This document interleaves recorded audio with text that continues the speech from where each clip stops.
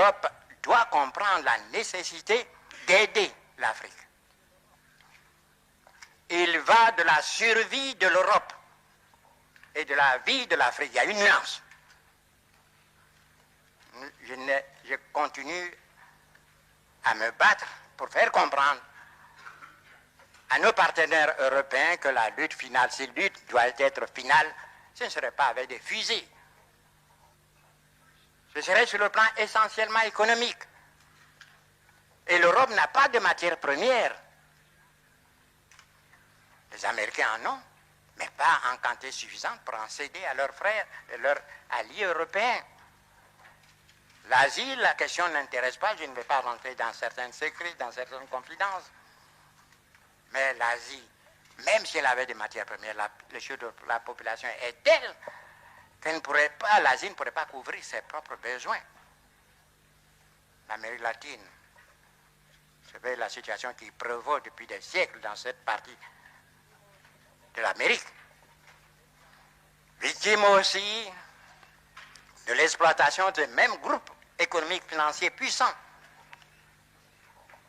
ne peuvent venir au secours de l'Europe sur le plan des matières premières. Il n'y a que nous, l'Afrique,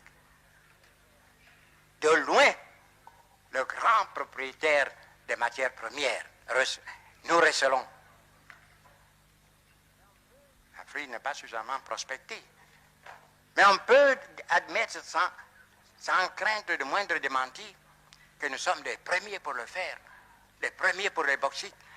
Quand on pense qu'en Guinée, il y a des siècles de réserves de bauxite,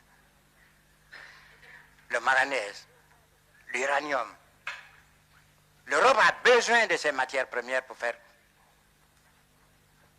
donner du travail à ses hommes, à ses ouvriers. Imaginez-vous la pauvreté se généralisant, la révolte des jeunes exploités par d'autres. Permettez-moi de ne pas aller loin dans ma pensée. Et si ces matières premières ne parvenaient pas un jour à l'Europe, voyez, notre ami à faire face à 1 million ou 2 millions de chômeurs, et ce n'est pas facile de régler cela, malgré leur bonne volonté, ils y arriveront. Mais si l'Europe venait à être privée de matières premières, c'est le chômage généralisé et qui conduira où, vous le savez vous-même. On n'aura pas besoin de tirer un coup de fusil.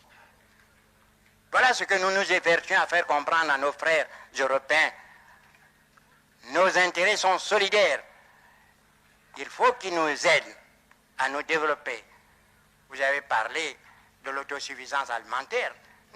Nous en sommes conscients. Vous croyez que c'est de gaieté de cœur que nos frères tendent la main chaque année pour une aide alimentaire?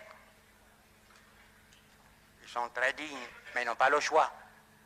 Je l'ai dit en Côte d'Ivoire, et c'est la pensée du jour qu'on récite chez moi: l'homme qui a faim n'est pas libre. Et c'est vrai.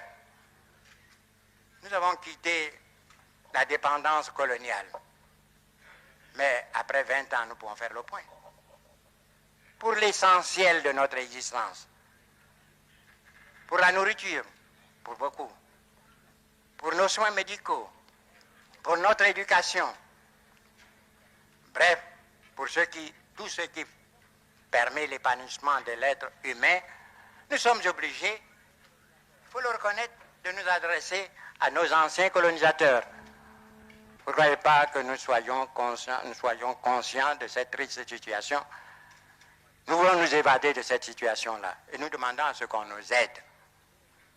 Nous avons des hommes qui veulent travailler parce qu'il est nécessaire pour eux, pour leur existence, pour leur vie et même peut-être survie, de travailler. Mais il faut qu'on nous aide. Nous ne demandons pas l'aumône.